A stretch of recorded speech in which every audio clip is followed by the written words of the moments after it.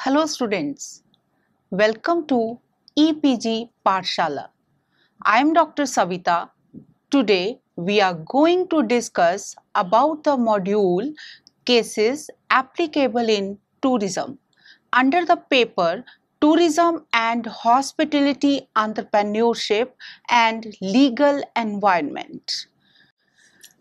Dear students, after completing this module, you will be able to understand what are the current laws for tourism industry, the importance and need for tourism laws in the country, know about the various cases relating to Indian tourism industry. This module is presenting a brief of various cases which are relating with the tourism industry in one or the other way.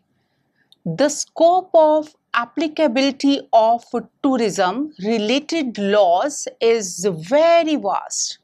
The cases range from gender discrimination to constitutional remedies under Article 21. These cases are some of the selected cases from tourism. The cases can have positive as well as negative impact on tourism. It also depends on the individual to individual how they relate the cases with day-to-day life. Cases related to travel agencies and tour operators. Manohar Sajnani in his book has explained how the tour operators work. Generally, they are not trained people, thus they are only concerned with the money making instead of safety and comfort of tourists. The cases in the book depict the deficiency in services by the tour operators and putting the travelers into inconveniences. He has also explained about the deficiencies in services by the various service providers. Bombay versus Ramchandra C. Kale and others. In the case of Aradhana Travel Services, the complaint was filed against the travel operator for termination of the Leh Ladakh region for the petitioner's tour and denial of the tour agency to show hot spring and Wuller Lake in its place. Deciding upon the grievance, the district forum had permitted the same. Supporting the direction in appeal, the Maharashtra State Commission apprehended that when it was suspected by the petitioner that the service condensed by the appellant was lacking in as much as there was defect in the listed tour program as was commenced to be completed by the appellant in fulfillment of the contract, there was inadequacy in the service of the appellant in pursuance of the agreement undertaken by the appellant travelling company.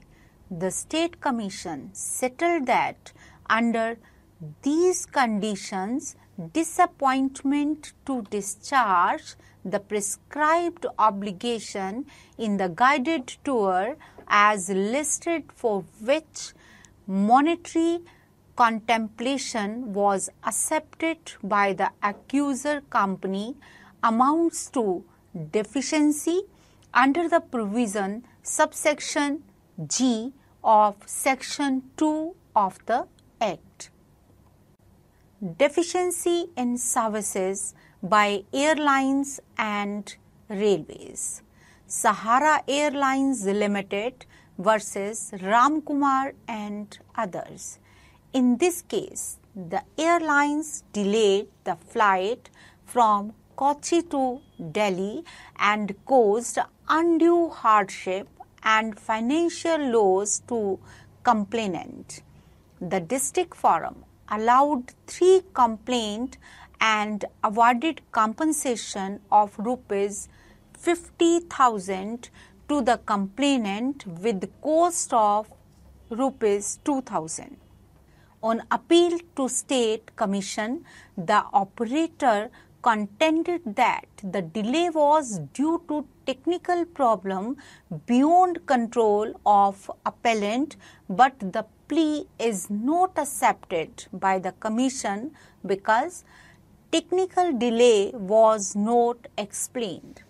It would give an inference that said delay could have been avoided by appellant and delay amounted to deficiency in services in providing suitable transport facility to complainant and other passengers. The Commission decided that it is to be borne in mind that in qualifying damages there will be an element of guesswork and compensation reduced to 25,000 along with costs. In the above cases, there are many lacunas and loopholes which surround the tourism industry. The careless attitudes of the tour operators and travel agents have led to huge losses to the tourists. The courts have been kind enough to impart justice to the aggrieved parties in one or the other way. Gopinath K. Deshpande versus Alitalia and others. The ticket of complainant was confirmed from New York, Milan, Mumbai, but the flight was already full. The complainant accommodated in another flight to Rome from where another flight would take them to Milan. But complainant was detained at Rome airport as complainant has no visa. The deficiency in services was alleged by the complainant, but his complaint is dismissed by the State Commission. On appeal, the National Commission held that operator rerouted complainant to Rome without checking visa. Travel amounts to deficiency in service and operator is liable to pay compensation and ordered to return the airfare as paid by the complainant. V.K. Bhatnagar versus Emirates and others. In this case, the petitioner booked a ticket for Delhi, Dubai, London Emirates flights, but when petitioner reached the airport to board the flight, he was refused on the ground that there was no booking. The district forum found deficiency in services and guided the accused number 1 to compensation an amount of rupees 21,400, the cost of ticket and expenses incurred on stay at Dubai, rupees 5,000, and expenses incurred on visa amounting to rupees 3,000 and sum of rupees 25,000 for mental pain and agony damages and costs. But the State Commission reduced the amount awarded for mental agony and paid from rupees 25,000 to rupees 10,000. In provisional jurisdiction, the National Commission too refused to interfere in the order of the State Commission. in the case of Cox and Kings, India Private Limited versus Tarun Kumar Bose and others, the airlines confirmed ticket but the flight was cancelled. The full amount was not returned to the complainant. The deficiency in services was alleged by the complainant. The district forum allowed the complainant and asked the operator to refund the full amount of air tickets. On appeal, the same is decided by the State Commission that when flight is cancelled, the operator has to return full fare and amount deducted for procession of cancellation procedure not accepted. Deficiency in services by railway. V.K. Sanghi and others versus South Central Railway. A railway ticket was booked by senior citizens for the lower berth, but the lower berth was not allotted to them.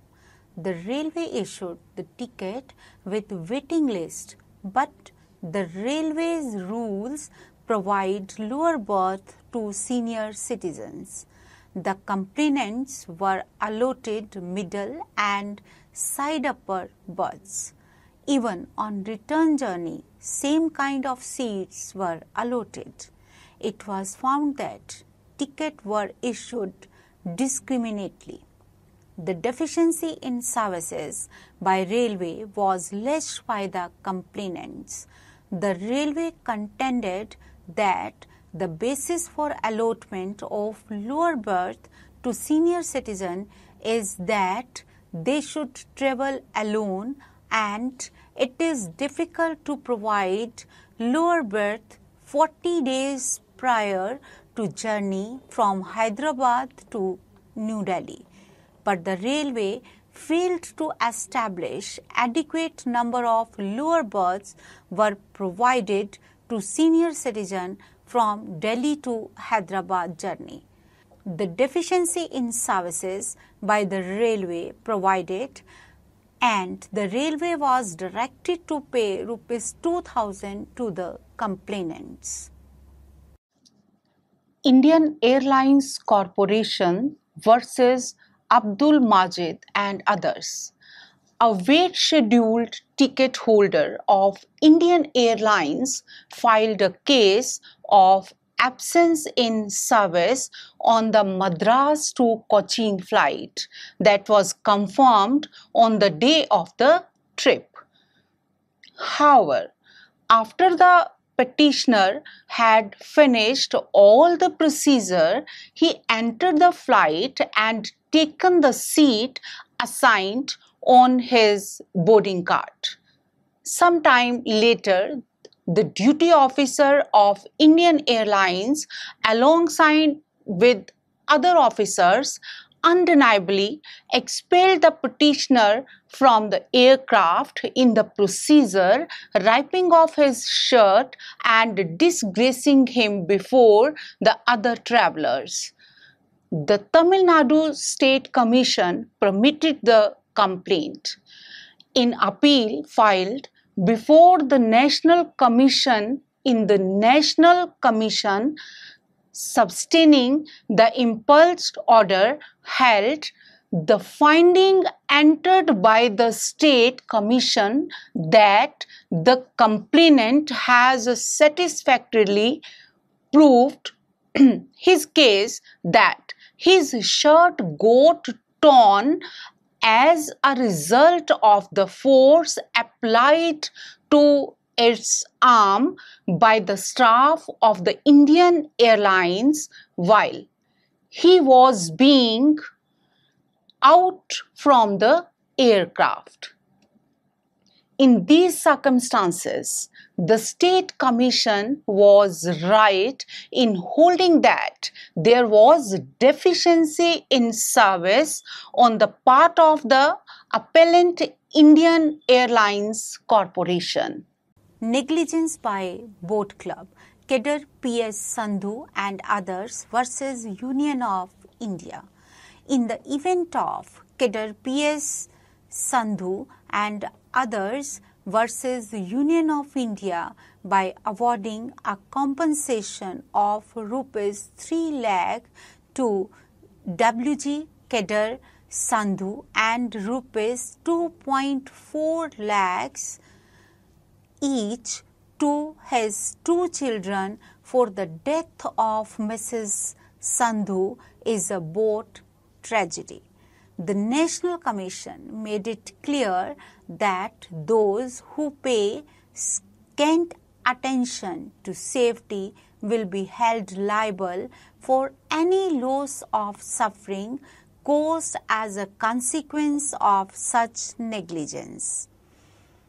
In this case, the law court seized the army authorities who ran the boat club at Barapani Lake near Shillong, a guilt-ridden of disregard for not offering life jackets or any other safety methods.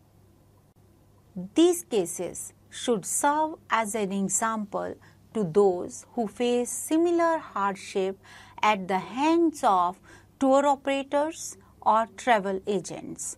At the same time, it would be better while making the arrangements and payments to clarify every point so that there is no ambiguity in the contract, and if even after that the agency provides deficient service, it can be hauled up before the consumer forum.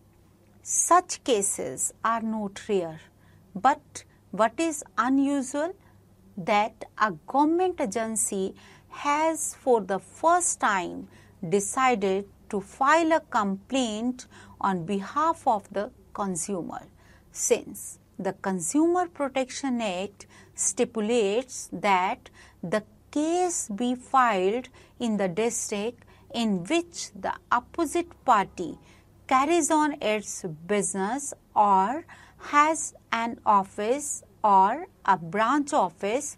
Most tourists find it difficult to seek redressal from consumer courts because of jurisdictional barriers. This is where a government agency can step in.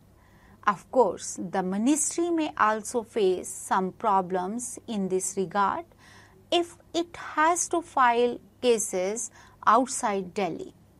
One solution case is to coordinate with state governments. In fact, the ministry is encouraging state tourism departments also to set up similar complaint cells. So far, complaints received by the cell fall into three main categories. They are against tour operators and travel agents, hotels, and shopkeepers. The official in the ministry say that they receive the large number of complaints against gem and jewelry traders in Jaipur and Agra besides carpet sellers. Often they pertain to overcharging or delivering goods far inferior in quality to what has been selected. A large number of complaints also refer to the poor service rendered by travel agencies. Already, the cell has withdrawn in recognition given to a travel agency following 4 complaints that it had failed to make onward bookings, thereby subjecting the tourists to a lot of inconvenience. All this raises the hope that tourism and travel industry will soon become more tourist friendly and responsive to their complaints. Cases under the Forest Conservation Act 1980, T.N. Goda, Varman Thirumulkan versus Union of India and others.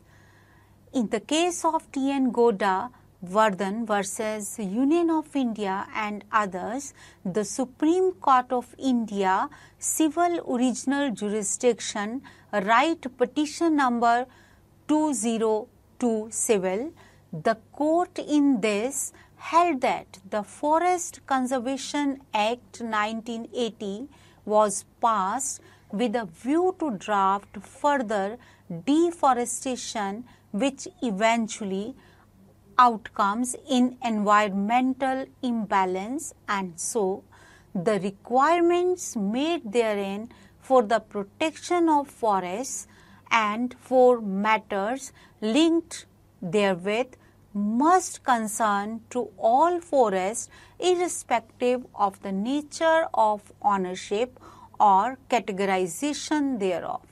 The word forest must be assumed conferring to its dictionary sense. This explanation covers all statutorily recognized forests, whether designated as reserved, protected or otherwise for the purpose of Section 2, subsection I of the Forest Conservation Act. This facet has been made profusely well defined in the result of this court in Ambika Query Works and Organization versus State of Gujarat and OS. Rural Litigation and Entitlement Kendra versus State of UP. Recently, in the order dated 29th November in Supreme Court Monitoring Committee versus Mussoorie Dehradun Development Authority and ORS, the earliest decision of this court in State of Bihar versus Banshiram Modi and ORS has therefore to be understood in the light of these two following judgments. They contemplated it essential to reiterate this established point evolved from the judgment of this court to dispel the doubt, if any, in the observation of any state government or authority. The court guided that in view of the meaning of the word forest in the Act, it is clear that earlier sanction of the central government is needed for any known forest movement inside the zone of any forest. In agreement with Section 2 of the Act, all ongoing movement inside any forest in any state through the nation, exclusive of the prior sanction of the central government, must terminate immediately. Cases related to foreign travel. Satwant Singh Sahni versus D. Ramaratnam. Satwant Singh Sahni versus D. Ramaratnam. It was held in this case that right to go abroad forms part of Article 21.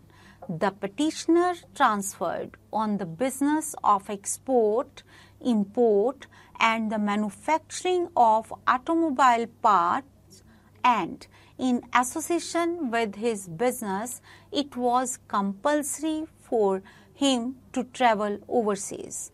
For this commitment, he was holding two valid passports when on August 31st, 1966 and on September 24, 1966, the first and the second respondents being the Assistant Passport Officer at New Delhi and the Regional Passport Officer at Bombay, separately wrote to the petitioner calling upon him to submission of the two passports, as the central government had declared to withdraw the passport services drawn out to him.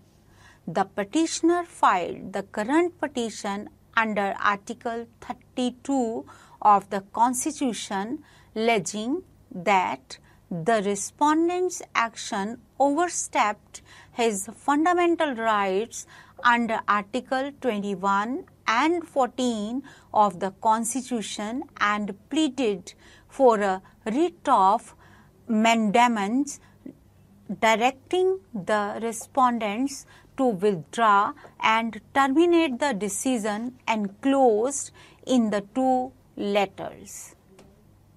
Cases related to environment. MC Mehta versus Kamalnath. In the case MC Mehta versus Kamalnath, it is held that a right to pollution-free environment falls under Article 21, and any interruption of the basic ecological components, mainly water, air and soil, that are essential for life would be held dangerous to life inside the meaning of Article 21 of the Constitution. Union of India and others versus Dr. Mohanlal Gupta. In this case, the railway platform was not maintained, and the petitioner contended that while he was trying to board the train on 29th January 2002 to go to Mysore, he fell down near the edge of the platform and the train compartment because the platform was dug up at several places in that area.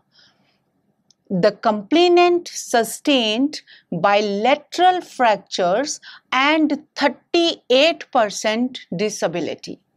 The deficiency in services by the railway is alleged by the complainant.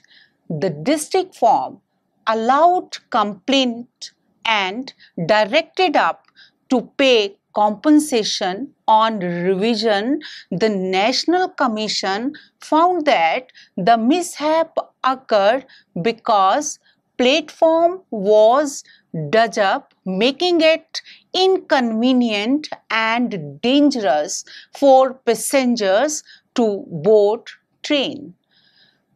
The railway are duty bound to ensure safety of passengers in trains and within property belonging to and maintained by them.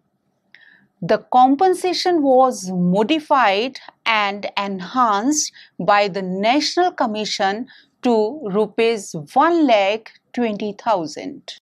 Economic conditions and unemployment also influence criminality to a considerable extent, because the Canadian, British and American residents' buying power is comparatively large matched to the common Indian population.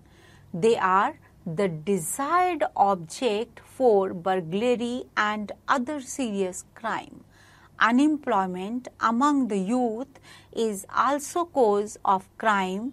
Today, the youth indulge in crime because of their extravagant and expensive lifestyle. They believe in show-off, want to keep motorbikes, cars, costly mobile phones, want to wear branded clothes, which is not easy for unemployment youths to maintain, so they indulge in crime, and the tourists become the easy target since they are outsiders and are not familiar with the roads. theft of camera, mobile phones, chain snatching, and other valuables of tourists is becoming common these days.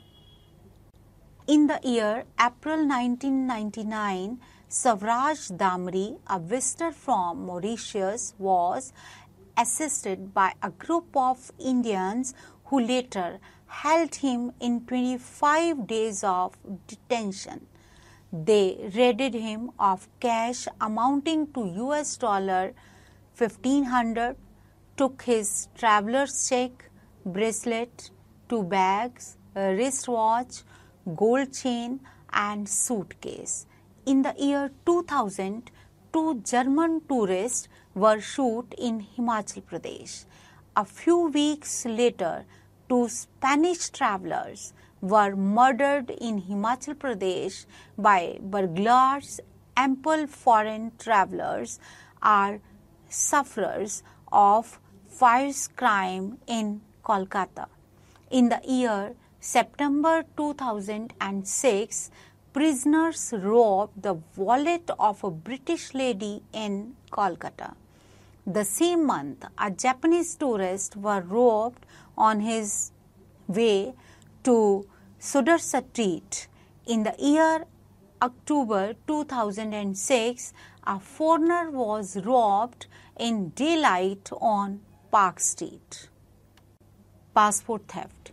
In India, theft of passports of foreigners from their baggage in and trains is common. Theft of US passport is very usual, mainly in main tourist destinations areas. Cases relating to crimes against the foreigners in India. There are some occasions of violent crime touching foreigners in India. Most of the crimes happen with foreigners only. Scams including export of jewels happen in the country which aim foreign residents. Traveling alone in distant zones after dark is of pressing risk to the strangers. Police records say at least 14 foreign travelers, maximum of them young tourists, have disappeared from the area in current years. A possible explanation is given that tour meaning a trip. This term has evolved from tour or cassette and referred as leisurely relaxing and sightseeing while going around the parapets of tower. It was only by the 18th century that tour in modern sense offer temporary trip away from home for some pleasurable purpose became well established. All countries throughout the globe are vying to secure the best shares of tourism for themselves on realization of the benefits that this industry brings. But the mad blind rush for this sector, taken for granted at times, has started showing its negative face in the shape of resultant impacts of the industry's very development. The growth of this industry has now raised a warning alarm for the developers and stakeholders, bringing forth concerns and dilemmas of future growth. A number of tourism related issues to be addressed by environmentalists, developers and local communities are constantly emerging and need serious thought. With the growth in tourism, there is also a growth in the understanding of the various dimensions involved in tourism, particularly the service dimension and the industry aspect. In this new understanding tourism has emerged as an extremely vital and strategic activity having immense potential for employment generation and earning foreign exchange to core element in the developing economy such as ours. At the same time, we cannot ignore the fact that without proper monitoring, tourism can be a double-edged sword. While it has the immense potential to be in the forefront of socio-economic development, it can also put tremendous pressure on environment and socio-culture ethos. Moreover, new and socially untenable forms of tourism are also raising their ugly head. Thus, the issue of culture, social and economic sustainability of tourism also needs close and constant attention. So students, let's now summarize what we have learned in this module. Man is a tourist to some extent. Man has always been a wanderer. In the ancient times, he roamed here and there aimlessly like vagabonds and ate fruits, raw flesh, slept in caves, etc. Slowly and slowly, he became civilized, formed societies, and started living by following certain norms among themselves. The society was governed by heads whom everybody obeyed. The wrongdoers were given punishment. In grave offenses, they were ostracized. In modern time, men roam with certain aim. Thus, a person who is away from his house for more than 24 hours is a tourist. Tourism is not a confined field, it is a big field. That is why it is regarded as an industry. Tourism can be in any form, such as religious tourism, medical tourism, educational tourism, sports tourism, business tourism, etc. Depending upon their choice, the tourists choose their destinations like mountains, beaches, and historical places, and so on. The scope of tourism is too wide and deep, since it is applicable to every strata of society. With the arrival of tourists at any airport or rail station or bus station, the tourism starts its encounter firstly with the service of a coolie, to taxi driver and transport companies, to guide, to tour operators, to hotels and other accommodation establishments, to restaurants and other eating places, to entertainment center, to shopping establishment, and so on. Since there are so many people and subsidiary industries that are associated with the movement of tourists, there exists scope of some rules and regulations.